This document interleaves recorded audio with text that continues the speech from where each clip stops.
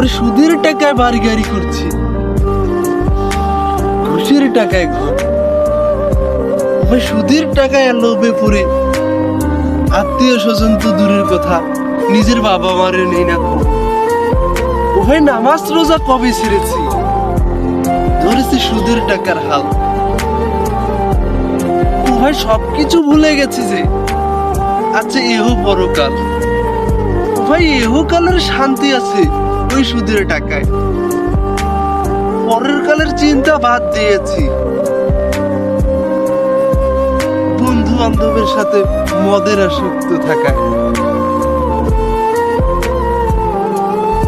ভাই সুদের টাকার দর বেশি, অল্প সময়ে করা যায় বাড়ি গাড়ি।